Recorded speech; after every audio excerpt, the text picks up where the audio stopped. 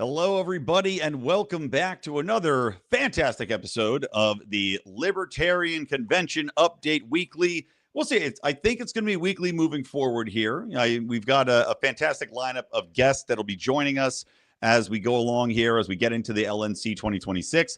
And we're honored to be joined today by one of our leaders in the movement, a guy that knows a lot about it, which is one Nathan Fatal. Welcome, Nathan. And thank you for joining us on the Libertarian Convention Update Weekly. Pleasure to be here. Thank you for having me, and thank you, Pat, for inviting me. Yep, and of course, he is talking to Patrick Ford. See you in Grand Rapids, Patrick Ford, who, of course, is our chair of the convention. Pat, I will hand it off to you and let you take it away. Great. Thanks, Brian, and thanks for all the hard work you've done in getting this up and running. Again, we're looking forward to a weekly presentation of guests and speakers and honorees, candidates, everything about the convention. We're going to try to be on virtually every week, Friday night, leading right into May. Give an opportunity for people to learn about what's happening. And you're going to hear my mantra. I want people to get excited about this because, it's a wonderful opportunity. 1,000 or so libertarians in close quarters, a captive audience for all of this. It's I believe we have an opportunity to make this transformational. And speaking of that, I just want to briefly introduce Nathan Fatal. Now, if you haven't had an opportunity to attend a training session, a support session, any one of a variety of, I'll call it libertarian delivery systems, you're missing out. And you've got a chance, hopefully you'll see him before then, but you've got a chance at the Libertarian National Convention in Grand Rapids to write that. He is the director of community organizing at the Leadership Institute, trained hundreds of volunteers, campaign staffs, operatives across the United States. Literally, you ready for this? Trained over 10,000 activists from every state and dozens of countries. Now, I have to always, when I talk about Nathan, I have to preface my experience in going to a training. And in my life, I've got a list of the top rock and roll concerts I've ever seen. And the Grateful Dead and Bob Dylan playing together with Tom Petty was one of them. At that same level, I've got really the top events that I've gone to as a libertarian. And about a year or so ago in Rhode Island, blue state Rhode Island, Nathan oversaw a training that was really threefold. It was talking about the 2A issue as it stood at that moment in time. We talked extensively about the Heller decision. Then we broke into how do you transform that information into something that can be understood by folks who may be less political than the folks who are listening to this show right now. And then, incredibly enough, it was held at a gun club. We actually went out and engaged in training and shooting. What made that day special was, number one, just the delivery of the information and how we were able to process it. It also helped that Mr. Heller of the Heller decision actually gave part of the talk. So that's the kind of creativity that you can expect from the Leadership Institute. And it was transformational. It was a sold out crowd. It was absolutely transformational for everybody there. Some of the, I have to go on. Some of the other issues he's involved in was during the COVID era, protecting freedom of speech, led the charge on lawsuits in California and legislation in Arizona.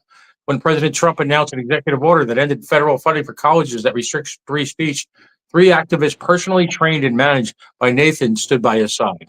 In 20 through 22, he organized business owners and activists in LA and mass civil disobedience against lockdowns and mandates. Currently, Nathan spearheads the Leadership Institute's Second Amendment program, which has enabled dozens of Californians and even a couple of dozen Rhode Islanders, blue state Rhode Island, to become gun owners. His events, and this is to me the good housekeeping seal of approval. You're a measure of who you get angry, who you piss off. His events have been protested by everyone from Occupy Wall Street, Black Lives Matter, and Antifa. So it's literally a triple crown. Nathan, again, thank you so much for diving headfirst into our convention and the opportunities. Already people are excited about it. We're 9 months out. Tell us about the Leadership Institute, your engagement in it, and some of the advantages that folks have when training through the Leadership Institute. Absolutely. Well, thank you again for having me, Pat, and thank you for the kind words. It was great to have fellow New Englanders and fellow libertarians at that training. That training that Pat described for everyone watching is training on how to use and how to defend the Second Amendment. Now, the Leadership Institute doesn't just do Second Amendment trainings, although that is something that is picking up. We do trainings on essentially leadership, activism, and running for office. So basically, every aspect of the political process, including campaigns, organizations, political parties, how to start them, how to build them, how to run them, how to run for office, reach voters. Any skill set or capacity you can think of is something that we do training on.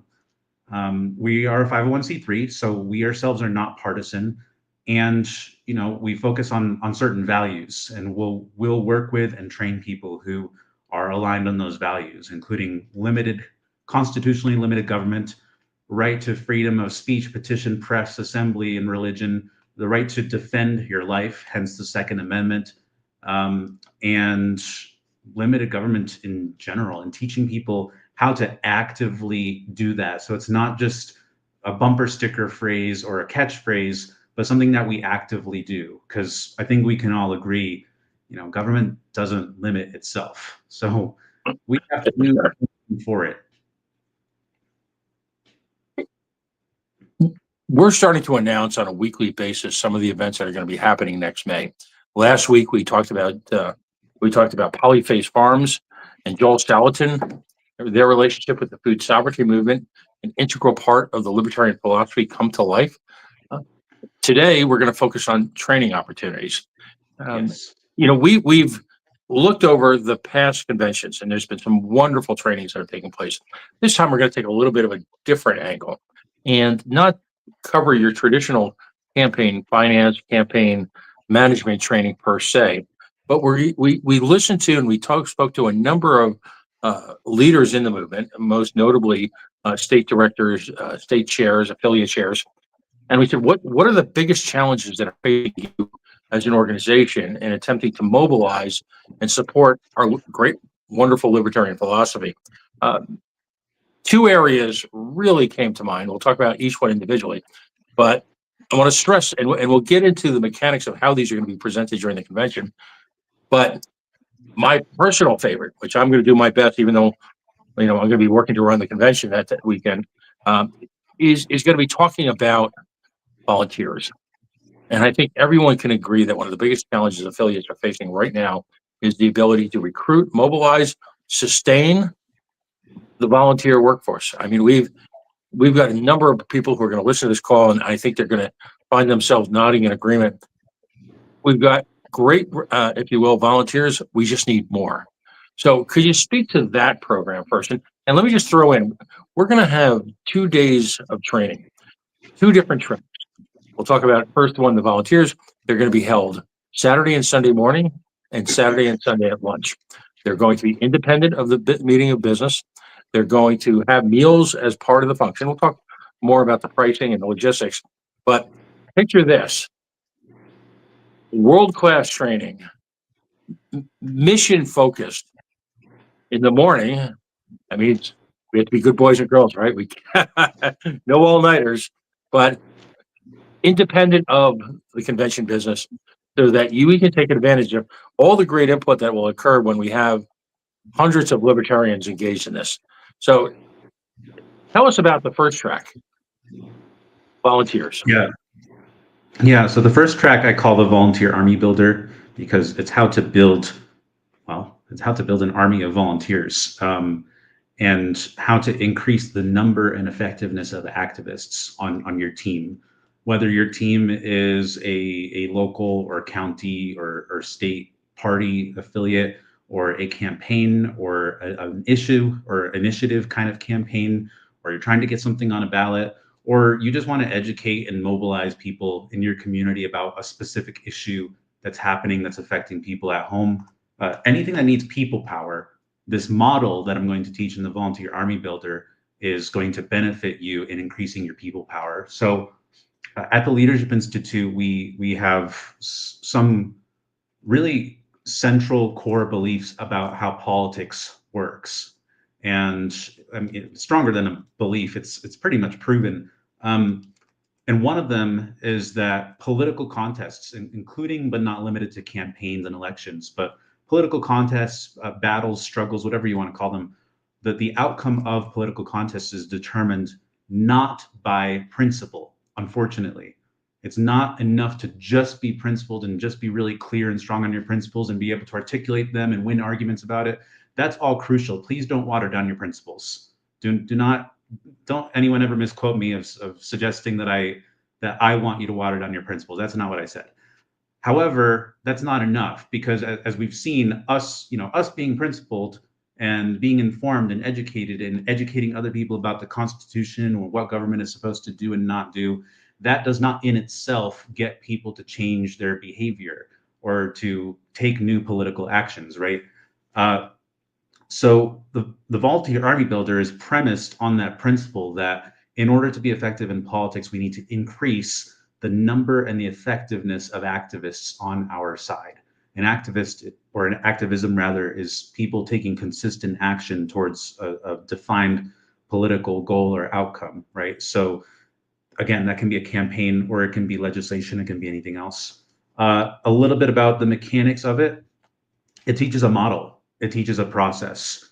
So just like our style in teaching about politics is not primarily an education in the principles, because there are other organizations that do a great job of that, and we want to do something that we focus on the skill sets. So I'm teaching on a skill set of how do you increase your people power? How do you identify people who are either interested or could be interested? How do you get them to take their first action? How do you connect them so there's a sense of community and team, and instead of just a bunch of lone wolves? How do you organize and keep track of your data, your leadership roles and responsibilities, who you have doing what and where? And finally, how do you nurture those relationships long term so that you build a movement beyond election day? So, people are exhausted and burnt out on and after election day, no matter what campaign running for any Right. level of office, right? Yep. So we need to think big. We need to think short term. How do you win that by reaching enough voters with enough volunteers? And we need to think long term of, in the process of doing that, how do we develop our people so they have long-term and transferable capacity? A critical part, from my perspective, maintaining that volunteer relationship is presenting volunteers with an organized, focused approach, a real sense of methodology to their day-to-day activities in the party. And I would argue, from my experience, that very often when volunteers sort of just disappear sometimes, it's usually not a dramatic breakup. They just see a lack of focus and a lack of, I'll call it discipline, for lack of a better term, in their day-to-day engagement. Now, understand that libertarian volunteers, many of them have busy careers. They've got family responsibilities. Very often they own businesses. So their time is very valuable. So how important is it to take a methodology that's going to be incorporated into this training and present that as a routine approach in not just attracting them, but maintaining them as members of the organization? Well, you asked how important it is, and to me, it's the most important thing, because any political organization, party, or movement needs to have a consistently increasing number of people, at the very least, a consistent number of people, and that there's some kind of pipeline that's bringing in new people consistently. I don't mean that it has to have constantly geometric or exponential growth all the time for years on end, although that is preferable. But I'm talking about, how do you ensure that you're consistently growing? Because an organization that is not growing is dying. Right. Did that answer your question, Pat? Yeah, no, absolutely. We need to professionalize our volunteers. Yes. And when I say we, I mean coming from the perspective of the host organization, whether it be the national party, or whether it be any one of a number of state, county, or hyperlocal affiliates. Yeah. Actually, Those I had one more thought, if I may. Sorry Sure, about of that. It just something came back into my mind that I kind of overlooked, which is you were talking about, in a way, you were talking about retention of. Mhm. You're talking about two challenges, right? How do you get people in the door in the first place, and how do you keep them? How do you keep them Right. around and make them want to get them to want to be a part of it? So the model I teach is about recruitment and retention. And now something I'll say now, and I'll go into much more depth in the training, is that most of the reasons that people do not get or stay involved are not because of them. It's because of us. And when I say because of us, I Absolutely. don't mean to be mean. I don't mean to Mhm. diminish anybody's efforts. I mean to just point out that it's not enough to be principled. We have to have good culture in our organizations. We have to have clear assignment and direction and vision, Mhm. and we need to be able to clearly explain and show and teach volunteers how to do the things that have the most impact. Because that's one of the things that does matter to people. Is either A, does this have an impact on me? And B, what impact can I have on it? Does Yes. something in the political process have an impact on me, and what can I do to have an impact on the political process or the outcome of this election? And in order to make that argument, we also need to be able to show them there are these, one, two, three things, the most important, impactful things that you can be doing, and here are the best ways to do it, and here are the places that it'll have the most impact. We need to be able to give that kind of leadership and guidance. No, absolutely. Because again, we're taking exceptionally bright, focused people who have businesses and careers. We've got some outstanding human beings who are libertarians, uh, smart engineering types, leaders. So when you ask them to take that precious little time they have, and they're looking to make an impact, by the way, they're looking to be engaged, they're looking to be involved. It's critical that we present them opportunities that allow that type of growth to take place. When they see that, then they buy into the relationship and it becomes long term. If they're seen as, and by the way, this is one of my frustrations about petitioning, without going off on a tangent, we take some incredibly smart people and we put them on corners with clipboards and ask them to sign people up, as opposed to engaging with type of high level thought that has real impact on liberty. So, so you're right. It's incredibly important.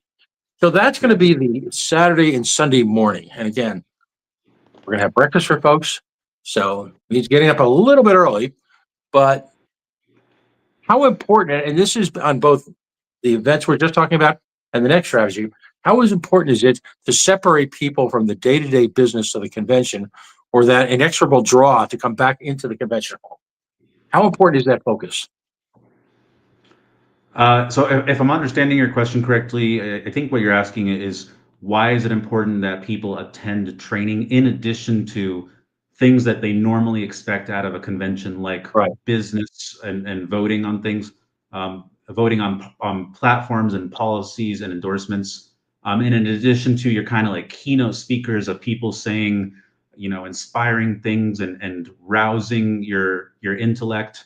Is that what you're asking? Is Yeah, why and also training just the in addition discipline to? of being separate from the convention, being able to attend this training and not feel the draw of having to go into the convention hall.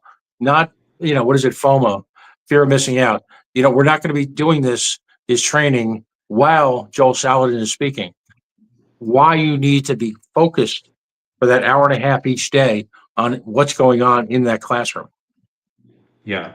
So, well, look, just as important as it is for people to inform and hone and sharpen their principles and hear success stories and articulate, inspiring people like Joel Salatin, who I first learned about in college more than 15 years ago, and I've been a fan ever since. It's also important for people to participate in the inner workings and the organizing and structure of an organization or party. And it's important for people to continuously, here's where training comes in, to continuously expand, develop, build on their skills. We, the idea that training is a good thing is consistent with libertarian principles. If we believe in self-government, of that we own our own lives and we're responsible for our own success and happiness, and that we need freedom in order to pursue those things, and that we have to work towards and build up to the things that we really want because they're not promised to us, right? those are some of the things that we believe. And so training is about how can you make yourself a better person, activist, leader, organizer. And by the way, the word organizer, that word doesn't belong to the left. It doesn't belong to any political party. It's Right. something that has always been part of the American experience and always should be. So it is something that I think that we need to get more comfortable with in general as something as an essential function of the Libertarian Party, of a campaign, even of all political organizations, is to train people, because in order to have political change, we need to get people to take new actions and take on new behaviors. Ideally, to do it more than once, right? There's got to be a first time, but we have to be able to build on it too. And we don't believe in force or in manipulation or in initiating coercion, right? So Right. we need other ways to influence ethically people's behaviors by having them discover that there's something really in it for them, and it advances their freedom, it advances their power over their own lives. And in order for us to be able to learn how to do those things, why reinvent the wheel when we can learn from organizations, political parties, movements, uprisings, revolutions, historical events? Let's learn from the specific things they did and the principles they followed that worked, and repeat them and build on them and adopt, adapt, and apply them to 2025 in America. So training is developing skills so that we can win on behalf of our philosophy. Now, there's a second track that's going to take place at lunchtime, and that'll be an hour and a half on Saturday, an hour and a half on Sunday, and that's called Voter Contact Workshop. Tell us about Voter Contact Workshop. Yeah, so let's be real. In order to win an election, you need three things: votes, volunteers, and money. I'm not saying in order of importance, I'm saying that they're all necessary. None of those happens in a vacuum without the other two, right? In order to get those, we need to be able to ask for all three of those things effectively. And we need to understand how all three of those things support the other. So that's why these are these are not the only, and these are not necessarily the most important trainings that Leadership Institute does, but they are certainly some of the most important. But what I'm getting at is that's why, among many other topics, the Leadership Institute does extensive training on how to get votes, how to get volunteers, and how to get money. We won't be covering money or fundraising this time around, but just to make the point that there are crucial functions of a campaign that if you overlook them, you might as well not run for office. Like, Correct. to just be very blunt and frank, a campaign needs to be getting votes, getting money, and getting volunteers. If it's not that, if it's just like quoting books and thinkers and intellectuals, then it might be a valiant effort, but it's not a campaign. It's a Correct. hobby. So a Thank you for that. campaign, you're welcome. A campaign is fundamentally about reaching the right voters in the right places with the right messages, ideally with the right timing as well. Correct. So in order to win an election, case in point, it would be great if we could just win an election by being the most principled, but the number one thing we need in order to win an election is to get the most votes. And how do you get the most votes? Well, in order to get the most votes, you need to talk to the most voters, and ideally the right voters in the right places. In order to talk to the most voters, you need the most volunteers. And I could keep going back, Socratically, but to get back to voter contact, there are a lot of misunderstandings and misinformation about how voter contact works. It's not actually about just reaching the largest number of people possible, although there are benefits of doing that. It's not about name recognition. And by the way, it has very little to do with lawn signs, with brochures. It also has very little to do with your platform. It has very little to do, unfortunately, a lot of times it has very little to do with your principles. The number one determinant of whether someone will vote and they will vote for you is the quality of interaction that a campaign or political party has with them. Yes. So in the voter contact workshop, we talk about how to identify how many voters you need and where. And there are some places that make more sense to invest your resources in than others. I don't mean states. I mean precincts, cities, counties. Where will it have the most impact? Where will limited time, talent, and treasure, where will limited money and energy and people power go? Because they are, even though you're going to learn how to have more of those things, they're still limited, right? Correct. So it teaches that. But it also teaches some soft skills, like what kind of body language and messaging and conversation openers, if you like, are ideal for interactions with voters. How can you make an interaction most likely to elicit a response in the first place, and ideally a positive response, and ideally a positive response that you can build on. So in addition to, yes, I will vote, well, you want them to vote for you. And in addition to, you want them to vote for you, it's not enough for them to say that. We need to make sure that they know when, where, and how they are voting. Because whether you like it or not, not to get into my position on how people vote, but whether you like it or not, the method of voting is consistently changing. It's not just on one day anymore. It's not just you fill in a little circle on a piece of paper. In some places it is, but we need to make sure that we build on people's yes and make sure that they have everything they need to vote properly and in the right place and within the right time frame. So we cover all of those things: who, what, when, where, why, and how, essentially. Right. I'm going to use a big word, and that's transformational. I am convinced that if the attendees at the Libertarian National Convention in Grand Rapids, Memorial Day weekend in May of 2026, engage on an aggressive level with the type of training that's being offered, we walk out of there not just a more informed party, not just a party with cleaner bylaws, not just with a party with more well-defined platforms, not a party that might have a little bit more collegiality because we actually had spent time with each other in an incredibly confined environment, but we walk out of there empowered, to take control, to assess the landscape we've been dealt with, and to take control of the factors that are available to us, so that we can fire our not obsess over whatever shortcomings or limitations we may have, but understand that we've got the flexibility and the tools now to aggressively take advantage of the skills we have. I end up every speech, it's almost expected at this point that I make, when I ask folks, what's the one advantage that we have that no one else does? And I'll answer that and say, well, we're right. We are right. Our philosophy is correct. It is brave. It is bold. We just have to find ways to harness that. And that's why training is so important. It's not good enough to go off on a tangent and wing it anymore. The odds are stacked against us. Technology, money, the duopoly, all of that. We have to cast that aside and just become warriors in our own right. Nathan, let me just explain a little bit about the logistics of this, folks.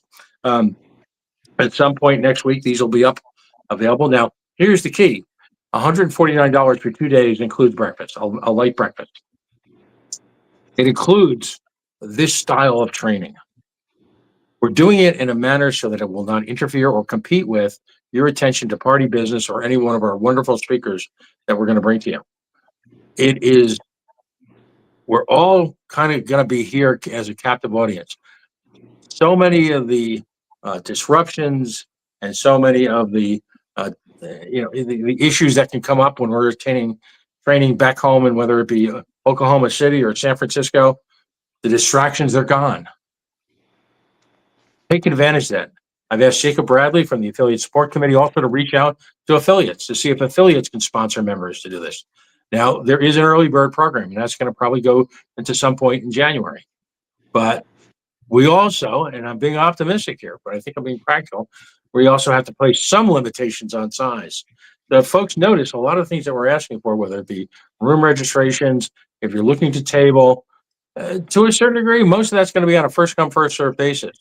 So I'm asking folks to, as information evolves over the next few weeks, not months, the next few weeks, about opportunities to attend some incredible speaking sessions, some incredible training sessions, to make your decisions early, jump on these opportunities, and integrate all of this into your campaign plans for our kind of first approach to the 2028 national elections. Nathan, we have a standing joke when I used to do my candidate show. We'd have candidates on and I'd interview them. It'd be their first time for some of them on camera back then. We'd always ask people to engage in shameless self-promotion. And I believe in shameless self-promotion. Your organization is wonderful. Again, it's transformational. That's the word I'm going to be using to apply to the Leadership Institute for the next year. Tell folks how they can find out more about Leadership Institute training and you, so that if in the run-up to May, they want to engage in any one of the seemingly countless opportunities, they can do so. Yeah, absolutely. And thank you for all that. First of all, I agree with the word transformational, because we're not talking about doing things gradually, slowly better. What these trainings are about is giving you a model and a vehicle that will be transformational to use, and it will actually be able to get you tangible, measurable progress on your goals, whether it's winning an election or anything else. But it's a state change away from, being this persecuted minority, and we can't do anything because.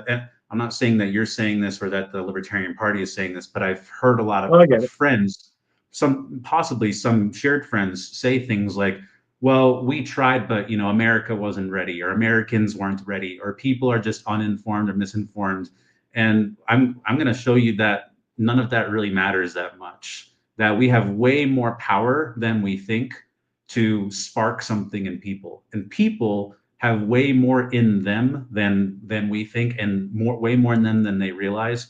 And it's our job as lovers of liberty and as leaders to help them see that, and to fuel that flame for them. So as far as how to learn more about or benefit from Leadership Institute, my first idea is the Leadership Institute's website. So specifically, Leadership Institute, there's 3 T's in that, .org/training. And that's going to give you a full list of all currently scheduled training anywhere in the country or online or in the world. You can also go to leadershipinstitute.training, so skip the .org part, and that will take you to a list of all of our on-demand training, anything that's been previously recorded and built out for you to use at your own pace. And as far as me and working with me, I can get anywhere in the country. I can get anywhere in the country to speak to groups on volunteer recruitment, community organizing. And I'm not just talking about the theory and why these things matter, but how to do these things. Volunteer army builder, community organizing, how to use and defend the Second Amendment, and the training Pat was talking about. We tailor it to the state we do that training in, so people know exactly how to become a gun owner in that state, and how to change laws in that state too. So if you want to work with me on any of the above and bring training to your city, county, or state, so you can increase the impact of what you've already got, and so you can bring in more people power, so you have a higher number and effectiveness of activists, then you can reach out to me. Pat, I don't know if there's like a chat or something, but I can say. Yeah, we'll be, when we'll put the comments in after the show. We'll put, if you'd like, we'll put your email in there. And good.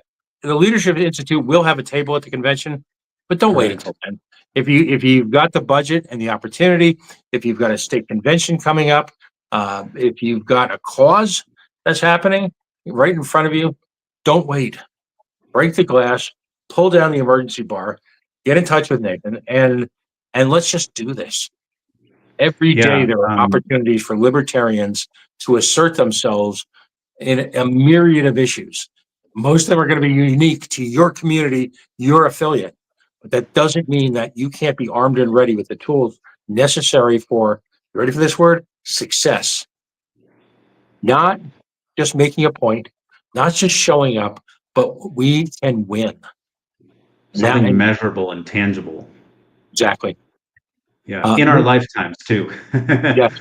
Yes, please. Nathan, again, thank you so much for your organization contribution. Thank you for the time you've spent with us over the last few weeks refining this. Again, this will be up on the web and you'll see a formal announcement. LNC2026.com is your home for the Libertarian National Convention happening next Memorial Day weekend in Grand Rapids. You can sign up for rooms now. I'm asking people, please sign up for rooms now. All right. Start to consider what type of travel arrangements you have. If you've got suggestions, reach out to us. Let us know. On the affiliate level, I'll be speaking to most of the affiliates at some point in the next 6 months. If you'd like that to happen, let me know. So let's make this work. Nathan, thanks again. Everyone have a wonderful night. Brian McWilliams, again, thanks for all of your support on every level, publicity, planning, organization. It's been wonderful. We'll see you next week. And it might be at a slightly earlier time, but we're going to be posting to that effect later on this week. Thank you very, very much.